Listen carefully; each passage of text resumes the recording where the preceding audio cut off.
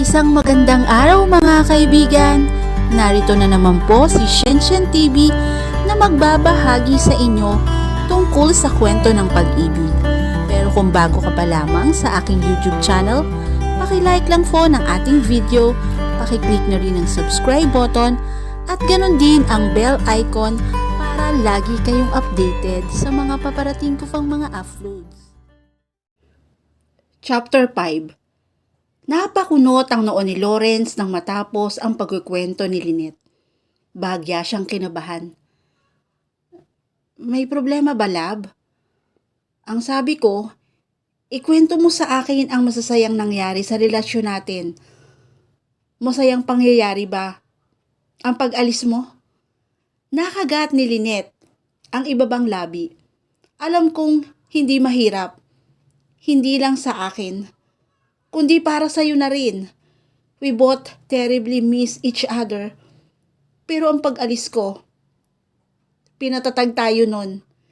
Tinitigan siya ng lalaki. Pangalawang balik mo na ba? Ito mula sa ibang bansa. It's the first pero huwag kang mag-alala. Para sa ikabubuti naman natin to eh. Pero ang sabi mo, nagtrabaho ako sa ospital pero sandali lang yon.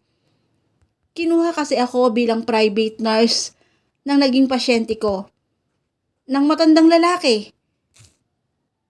Masyado siyang napalapit sa akin. Kaya ayaw niyang umalis ako sa pagbabakasyon. Kumurap ito. 5 taon tayong hindi nagkita. Tumango siya. Ang hirap nun. Pero look at us now. Right? Tayo pa rin. Nakayanan natin ang pagsubok na malayo sa isa't isa. Sa klase ng trabaho na mayroon ako, parang ang hirap paniwalaan na nag-work yun. Heck, ni pamilya ko nga nahihirapan akong makasama at makausap. Madalas silang nagagalit sa akin dahil dun. It did work because we love each other. Wala ka bang tiwala sa sarili mo, Lawrence? Wala ka bang tiwala sa akin? May sakit na nararamdaman si Lynette sa puso. Gusto niyang maiyak. Pero tama ba na ikaw mismo ang magtanong kung wala siyang tiwala sa'yo? Tanong ng isang bahagi ng puso niya. I'm sorry kung pinagdududahan kita, pero alam mong wala akong naalala. I hope you understand. Mahirap iproseso ang lahat sa utak ko. Tumango siya. Masyado siyang nagpadala sa damdamin at nakalimutan ang mga bagay-bagay. Nasaktan lang siya sa isipang kay Lawrence na siya na mismo ang nakarinig sa salitang hindi nag-work ang relasyon nila. Hindi naging madali ang lahat. Isa sa mga pagsubok na kinaharap ni Lynette ay ang sabihin ng ibang tao na wala raw long-distance relationship na nagwo-work. Paano raw yun? Samantalang, bihira nga lang silang makapag-usap ng boyfriend. Mamamatay din daw ang relasyon nila. Pinatunayan niyang hindi totoo yun. May pag-asa ang relasyon nila dahil may tiwala sila sa isa't isa. Pero ang sabi nga nila, trust is not enough. Salamat sa pagkukwento, Lynette. Pero sa tingin ko, kailangan ko munang magpahinga. Okay lang ba sa'yo? Sige. Pagkatapos ng lahat, kailangan mo talaga na magpahinga. Hinalikan niya ang noo nito. I will just be here. Tumango si Lawrence at pumikit na. Kinuntento naman niya ang pagtingin sa lalaki. Sa ngayon, yun na lamang muna ang magagawa niya. Kailangan niyang sundin ang gusto nito. Priority ang pagpapahinga nito para mas mabilis na gumaling. Ang lahat ng lungkot na nararamdaman ay titiisin niya. Maaalala siya ni Lawrence. Hindi mawawala ang relasyon na pareho nilang pinaghirapan na patatagin at buuin. Pagkatapos ng 1 linggo, nakalabas din si Lawrence sa ospital. Tumuloy siya at si Lynette sa San Diego compound. Naisip nilang mas makabubuti para sa kanya ang tumira sa lugar na malayo kung saan nangyari ang malagim na aksidente. Pumayag siya. Gusto niyang malaman ang mga bagay tungkol sa kanila ni Lynette. Ayon sa kwento ng girlfriend at ng kanyang mama, sa compound sila nakatira ni Lynette. Kaya marami silang alaala sa lugar. Naalala niya ang compound. Pamilyar siya pero hindi ang sinasabi nilang nakatira din doon si Lynette dati. Sa alaala, mag-isa lang siya at inuupahan ang unit kapag lumuluwas ng Maynila para sa trabaho bilang part-time professor sa isang kilalang university. Pinagkatiwalaan ng mama niya ang babae sa pag-aalaga sa kanya. Kahit nakalabas na kasi ng ospital, hindi pa rin masasabing maayos na siya. May mga sugat pa rin siya pero pagaling na. Tolerable na yon. At hindi na kailangan ng pag-aasikaso ng mga nurse. Isa pa, may personal nurse na rin siya at si Lynette ngayon. Kaya na raw siyang alagaan ng girlfriend. Nanatili ang mama niya sa Baguio dahil busy sa paghawak na ipinapatayong negosyo, isang flower shop. Si Lynette ang nag-aasikaso sa kanya. Sa pagdating niya, mukhang totoong sa compound nga tumira ang babae. Kabisado nito ang lugar at mukhang at home ito. Inilagay ng girlfriend ang gamit niya sa isang kwarto. Inuwi ko na rin pala ang gamit ko dito. I hope you don't mind. Tumango siya. It's okay. Okay lang din kay Lawrence ang sitwasyon. Pero kahit okay, may pakiramdam siya na hindi tama. Gaya na lang ng nararamdaman para kay Lynette. May bahagi na natutuwa siya na nasa paligid ng babae. Gusto niyang inaasikaso siya nito. Hinahawakan at nakakasama. Pero hindi pa rin naaalala at naaalis ang pakiramdam na may mali sa sitwasyon. May masama siyang pakiramdam, pero hindi niya masiguro kung saan ang gagaling yun. Hindi tuloy niya maiwasang magduda. Gusto niyang maniwala sa mga sinasabi ni Lynette. Pero ang sabi ng babae, naging maayos ang relasyon nila, ay parang mahirap paniwalaan. Mahirap ang signal sa mining site. Hindi sila nakikita at hindi rin masyadong nakakapag-usap. Paano magwo-work ang lahat? Pero may tiwala siya sa sarili. Wala siyang naaalala na may ibang babae sa buhay niya. Isa pa, malayo ang tukso sa klase ng trabaho niya. Puro mga lalaki ang kasama niya sa trabaho. Pero hindi siya sigurado kay Lynette. Gusto sana niyang magtanong, pero pakiramdam niya ay mali. Dapat nagtitiwala siya sa babae gaya ng gusto nito. Mahal nila ang isa't isa, sabi ni Lynette, at sabi rin ng iba. Pero bakit may masama siyang nararamdaman? Bakit sa kabila ng masaya namang kasama ito, may pumipigil pa rin sa kanya? Anong gusto mong kainin, love? Magluluto ako, tanong ni Lynette maya-maya. Malapit ng maghapunan. Ikaw na ang bahala, sagot na lamang niya. Habang busy sa pagluluto ang girlfriend, lumabas si Lawrence ng compound. Mabagal lang ang kanyang paglalakad dahil na rin sa mga sugat pero kaya na niya. Sa paglabas, may nakilala siyang pamilyar na tao. Hey Megan, Lawrence, kumusta ka na?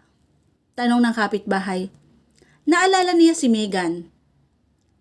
Nakakwentuhan na niya ito.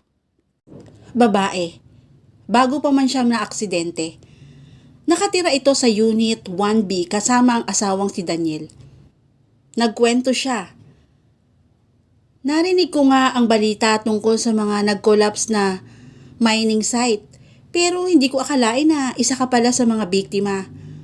I'm so sorry. I hope you recover soon. Sana nga.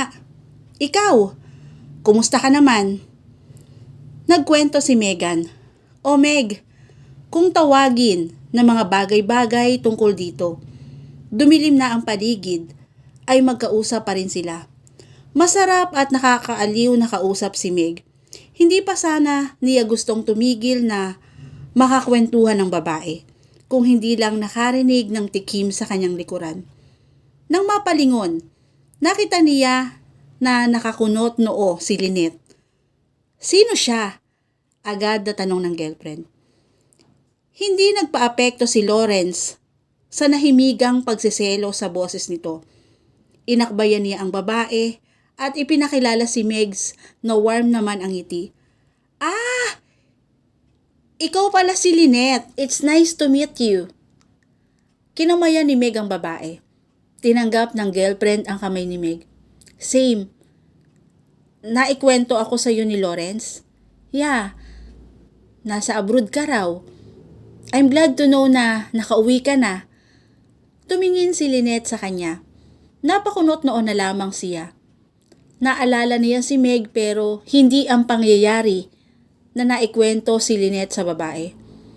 Nahiwagaan siya sa nangyayari sa kanya. Hindi rin nagtagal ang pag-uusap nilang tatlo. Nagpaalam na rin si Meg dahil may kailangan pa rin itong gawin sa sariling unit nito. Bumalik na sila sa loob ng bahay. Maayos na ang lahat kaya sabay na silang kumain ni Lynette. Gaya sa nakalipas na mga araw, inasikaso niya ang girlfriend. Kahit kaya naman ng kumain na mag-isa. Ipinaglalagay pa siya nito ng pagkain sa plato. Paminsan-minsan ay sinusubuan din siya. Ang napansin lamang niya ay hindi kasing sigla ng dati si Lynette. Napansin kasi niya na bahagyang humihikbi ito. May problema ba? Masama ba ang pakiramdam mo? Nalulungkot lang ako. Tinitigan niya ang girlfriend. Halata ang lungkot sa mga mata nito. Why? May nangyari ba na masama? Nalulungkot lang ako sa pakiramdam na ang ibang tao naalala mo. Samantalang ako, nag-iwas ito ng tingin. Never mind. Gusto niyang mapapikit. Nahihirapan din naman siya sa sitwasyon. Lynette, hindi ko rin ginusto ang lahat ng ito. Alam ko, nahihirapan lang siguro ako na intindihin. Huminga ito ng malalim. Pagkatapos ay ngumiti ng pilit. Huwag mo akong intindihin. Magiging okay rin ako. Napatitig lang si Lauren sa babae. Lalo siyang naiinis. Hindi niya gusto ang isiping nasasaktan niya ito. Pero may magagawa ba siya? Bukod sa parang may pumipigil. Isa pa, iyon sa problema nila. Hindi na niya gusto ang pakiramdam na yun. Gusto niyang magkaroon ng sagot ang lahat ng kakaibang nararamdaman. Kailan ba siya makakaalala? At kung makaalala ba siya, magiging maayos ba ang lahat? Samantalang may negative instinct siya. Nang makatulog si Lawrence, lumabas si Lynette sa unit. Gusto niyang lumanghap ng hangin. Pakiramdam kasi niya ay naninikip ang kanyang dibdib. Mali ang kanyang nararamdaman. Hindi siya dapat naiinis o nasasaktan na hindi siya naaalala ni Lawrence. Tama ang lalaki. Hindi talaga nito ginusto yon. Pero ang hirap tiisin ng sakit. Isama pa na hindi man gusto. Nagselo siya sa babaeng kausap ng boyfriend kanina. Hindi naman dapat dahil may asawa na si Meg. Siguro, masyado lang talagang magulo ang damdamin niya kaya gano'n na lamang ang nagiging reaksyon. Malamig ang hangin, yakap-yakap ni Lynette ang sarili habang naglalakad. Sa paglabas, may nakita siyang pamilyar na muka, si Mildred. Nakatira ito sa harap ng San Diego compound. Aba Lynette! Nakabalik ka na pala! Kumusta ka na? Gusto sana niyang umiwas. Kilala niya ang matandang babae at madalas itong nakakausap noon. Ang palaging bukang bibig nito ay ang umalis na sila sa San Diego compound. Paano raw lahat ng tumitira ng magkarelasyon sa compound ay minamalas. Hindi raw nagkakatuluyan ang mga ito. Okay naman po. Nakita ko si Lawrence kanina. May mga sugat sa katawan. Galing ba kayo sa ospital? Maya-maya ay nanlaki ang kanyang mga mata. Aba teka, di ba at engineer yun dahil tama doon sa nag-collapse na mining area. Naku po, doon ba galing ang mga sugat niya? Tumango lang siya bilang sagot. Magpapaalam na sana siya nang titigan uli ni Mildred. Paano kung senyalis na pala yun? May sumpa ang compound na yun. Matagal na kasi kitang binabalaan eh. Naningkit bigla ang mga mata niya dahil sa pinagsama-sama ang kanyang sama ng loob. Hindi niya napigilang sagutin ng matandang babae. Hindi ko hinihingi ang opinyon nyo. Maayos po kami ni Lawrence. Hindi kami maghihiwalay. Umalis na siya sa harap ni Mildred. Lalong sumama ang pakiramdam niya. Paano kung totoo nga ang tungkol sa sumpa? Naging maayos ang relasyon nila ni Lawrence. Pero paano ang mga susunod? Kasama man ang boyfriend, malaki naman ang nagbago rito dahil sa pagkawala ng alaala. Bumabalik sila sa umpisa. Ang kaibahan nga lang, mas madali ang nakaraan kaysa sa nangyari ngayon. Dati, halos isang araw lang at nahulog na ang loob ni Lawrence sa kanya. Samantala ngayon, mahigit 1 linggo na ang nakakalipas. Pero malayo pa rin ang damdamin nito. Halatang nag-aalinlangan ang kanyang boyfriend. Ayaw na niya ng problema. Sinubukan na niyang takasan yun. Bumalik siya ng Pilipinas para sa ikabubuti ng lahat. Pero para ngayon, ayaw man niya ay parang hinahabol siya ng sumpa. Dahil ano ang nangyayari sa relasyon nila ni Lawrence. Napapikit si Lynette. Tama bang mawalan siya ng pag-asa? Pero paano kung totoong sinasabi ni Mildred? Paano kung kaya nga ginawa ng tadhana na maaksidente ang boyfriend? At siya pa ang hindi nito maalala ay dahil hindi talaga sila para sa isa't isa. At dito na po natatapos ang chapter 5 ng aking kwento. Muli po, samahan niyo po akong muli sa susunod pang kabanata. Thank you for watching and God bless all.